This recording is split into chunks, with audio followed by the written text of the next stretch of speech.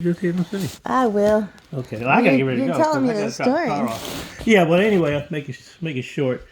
He had H Town. Remember Knocking the Boots? Mm-hmm. Okay, that's H Town. Oh. That's H Town. And then Monica, well, she's still out there doing her thing today. And I used to work for damn it, I need to call him and ask him what was the name of the damn company I was working for at the time. But we traveled all over the state of the United States, and we would take these groups with us because we were promoting the groups, and they would end up going to us. Monica's mom, because Monica was a kid, and she wanted me to keep an eye on her daughter, and she paid me. She said, because I can't travel with her constantly, but she had a good voice, but she had a kid voice, but she was doing well. So Monica's mom paid you? Yeah, to babysit. Yeah, well, not really like babysit, but keep her safe. Yeah. And I was traveling with oh god damn, I can't think of the name. I need to call. See, when I think of that shit, I need to call Brian right now and ask him, but I know he's at work. But Text. I can always get to him at another time because I got to go too. But I didn't know who the hell Monica was at the time. Right, she wasn't anything yet. No, nothing big. But rocking her, So how did you end up in Miami? Bo Crane. Right. He wanted me to come to. He offered me a job To work in to work for a him. club? To work for him. No, at his at the record company and the record pool. Cause he was the one that owned Pandis Records. Oh. Remember the record that I was on that label? That's his label. So he wanted me to come down there and work for the record company and work and run South Florida Street Jocks. Well, at the time, I didn't know nothing about running no damn record pool. He said, that's easy. He said, I'll show you. He said, but I got to have somebody there, for the most part, all the time. Every day I get up in the morning, open the place up and stay there all day. And, jocks would come in and pick up their products and so forth and so on. That's how I started meeting everybody. Because Bo Crane was pretty popular, and he knew all the groups and shit down there in Miami. That's how I met KC and the Sunshine Band, because he knows, Bo Crane knows Henry Stone, and Henry Stone owned the studio that KC used to work in, How did you meet Sylvester? Sly. I met Sly in New Orleans. My one and only time that I went there and said I was never going back, that's how I met him. He was up there doing some music in some club somewhere, and his sister was there. You were working? No, I went there for the Mardi Gras. And he was just in a bar? He was at a club. He was playing there, and when I found out that he was there, I went there. I said, well, shit, I ain't never seen him. I wanted to see him. So you just sat down with him? No, well, actually, I went to the club and stuff like that, and then I didn't want to pay. I shouldn't have to pay. I'm Reese Elliott. Right. So I told them who I was, had my card and stuff like that, and they said, okay. They let me in, and they put me in the VIP section, and he was in the VIP sections too. So if you're in the VIP sections, you can go from VIP to from different ones. What year was this? Oh, Jesus. I don't know, 80. It was 80 something. 80 something. That's 82, 83, maybe, somewhere in that neighborhood. I don't remember exactly, but I think it wasn't 80. It was earlier than 85, so it had to be like 83. But anyway. Oh my gosh! How Bo old Crane. were you? How old were you? About in your 20s? Yeah, early 20s. Yeah. He must have been wild and crazy. I was wild and crazy. Yeah, and when I saw him and everything, and I wanted to meet him and stuff like that, and I gave him my card and all that kind of stuff. Hit it off and then real we good. just kind of hit it off right then and there. And how did you rekindle your friendship in Tampa? Well, he was living at that time, he wasn't living in Tampa. Where was he living? Because he moved from wherever the hell it was to Tampa, to St. Pete rather, to the house that he got, the house that he had, that his wife is still in. His wife still calls me, talks to me. Nice. But that area was the exclusive area. If you lived in St. Pete and you lived in the area that Sly lived in, people knew you were rich. that's just the way that neighborhood is, and it's right on the water, and it's the only place on the water when you first come in towards downtown. So you're section. riding around going, oh my god. Oh my God! I went through that neighborhood, and I was like, son, I said, God damn! And then you have to go over this bridge to get there, and at that time, you couldn't just go over the bridge. You had to Go through security. yeah, and all that shit. And then they let you go up, and then you go over the bridge and go because you're going over the water, part of the water which separates the housing and stuff like that. And then you go into where the nice houses are in the back on the water. I was like, God damn, this shit is tight. But anyway, now it's not even the same. It's amazing how time just, I don't know. It's, you know, and to be honest with you, there weren't hardly any blacks in that neighborhood. None. Sly was pretty much one of them, and there might have been one or two others. But for the most part, 90% of the people there was Caucasian. There's so many things, so many questions. I have hundreds and hundreds. Yeah, well, You don't have time. You no, gotta go. I got to take this car down here. Yeah, but anyway, I got down there. Bo Crane offered me some good money. He said, come on down. He said, I'll fly you down. He said, you can either drive or fly. I said, I'll drive down. Because I was St. Pete for 5 hours. So I said, I wanted to get down there and see what he was talking about. I got down there and he told me, I said, I got to find a place to live. He said, we'll find you. He said, matter of fact, he even told me, he says, when you get down there, he says, you know, he put me up in a hotel. I stayed in a hotel for about a month.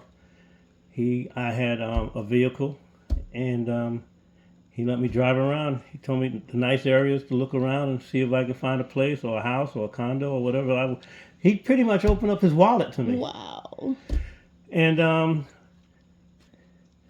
he gave me an American Express card that had no limit. I had access to damn near everything as far as that building was concerned. And I went looking for a house. I think I got pictures. I do have pictures. I can show you the pictures of the condo that I lived in. I had 4 cars at the time, which was really nice because now I had some place to park my damn cars because I had to have somebody help me drive them down there What the from hell St. did Pete. you have 4 cars for? I still had my dad's '68 Lincoln Continental. Okay. I had my '73 Pontiac Grand Prix. I had my '76 Pontiac Grand Prix. One was just because it was your dad's. One was a grocery getter. The Grand Prix were, I had fixed it up where it didn't have no door handles. It was just, you got to see the car. It was So white. they were your prezes. They were my cars. That was me. That was me. I had a '68 Chevy Nova. What? Yep, that's the car I wish I never got rid of because my mom gave it to me. She let me have it, and I had to get an engine in. It was only a 6-cylinder, and I kept it a 6. I sold that car to some guy that came out of the bank, standing by the car. Is this your car? I'm like, yes, it is my car. He said, you want to sell it? I said, everything got a price. And he offered me a price, and I couldn't believe he offered me that price. Oh my God. I said, well, you need to follow me home. Because I had no other way to get home. I had the title and everything. He gave me the money I asked for. He called his wife or whoever that girl was, and he said, I'll be back in 30 minutes. He went, got her, came back, got the car, and my wife was like, I can't believe you sold your mother's car. I said, that's not my mother's car, it's my car. That's right. I said, Mom gave it to me. So anyway, I said, I put an engine in it.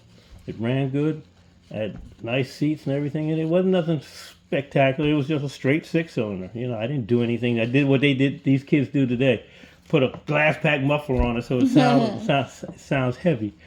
You know, but that was it. But then Bo Crane, I went down there and then, I had everything down there. Everything. I don't care. And that's how I got into the studios, doing all those remixes. No, you said you worked in a Miami club, though. Yeah, I worked in a lot of Miami clubs. I can't remember half of them. All the while working in the radio station or just one at a time? All the time. I don't care. You know, I was blessed. There are people that can do radio, can't do clubs, and there are people that can do clubs, can't do radio. I can do radio and clubs, and that's what I was blessed with.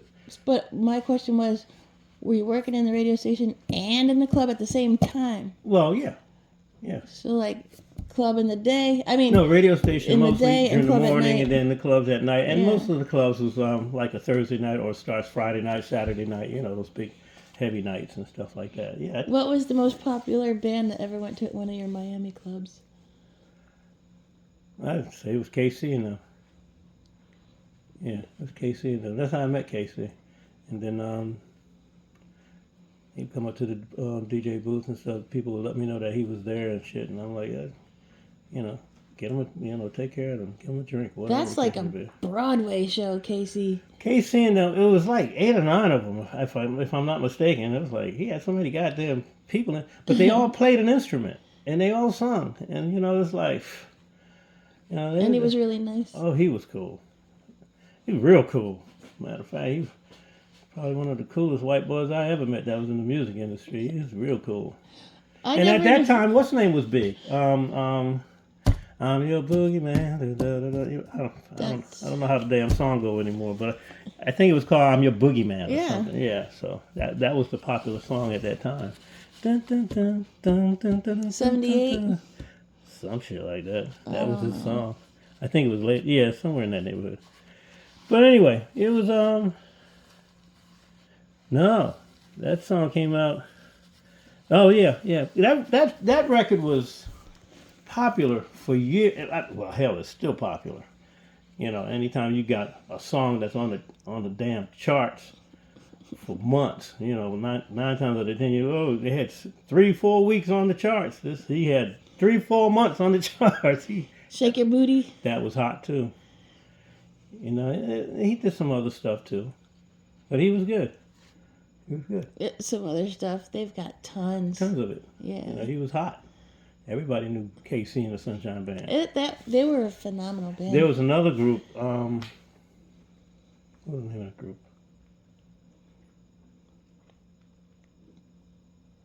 There was only 2 of them, so I shouldn't say group, but I think it was Gary Coleman, not Coleman, but Gary. What was this called? He was a real good keyboard player. God, he was so good. I even looked for him later, and I haven't been able to find him.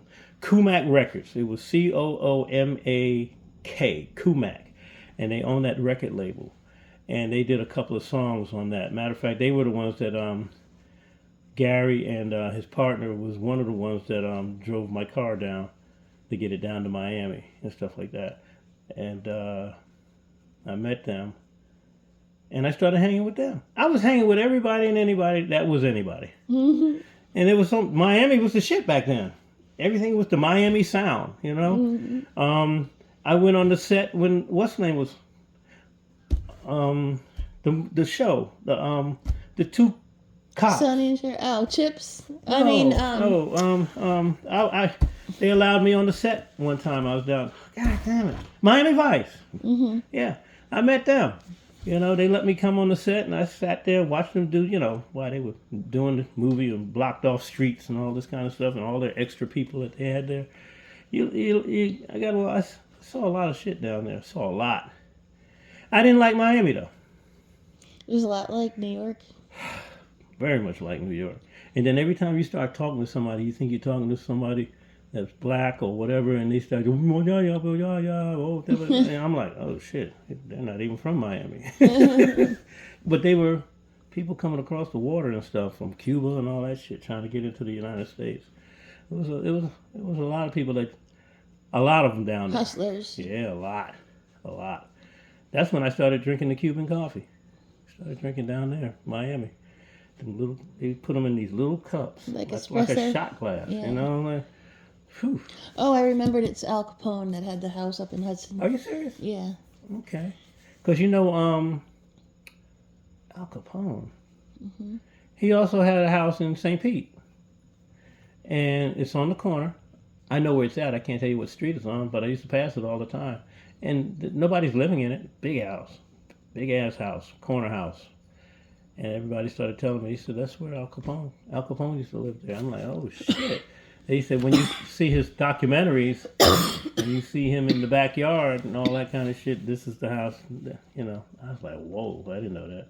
He said, yeah, he lived there for quite a few years. A lot of people went to New York, went to Miami. A lot. There was a lot of people down there, a lot of mobsters. Shit. But they went, the money here. I think that's during the Prohibition time, though, wasn't it? When it was liquor or what? I forget what it was. What? Wasn't it liquor or something that they Ended in the bootlegged? 30s. It probably was. Yeah, Prohibition ended in the 30s, I believe. Wasn't he? He was part of that, though, wasn't he? Oh yeah. Yeah, that's what I thought. They still had. You mean their underground bars? They probably surfaced. Yeah, they did. They had a lot. I mean, that's how they made their money. I think that's what you're referring to. Yeah, that's what I was. That's what I was referring to. Yeah. So, yeah. Long time ago. Shit. It was what it was, and it is what it is. I'm just thankful I lived to see it. I still have. Thank you. You're welcome.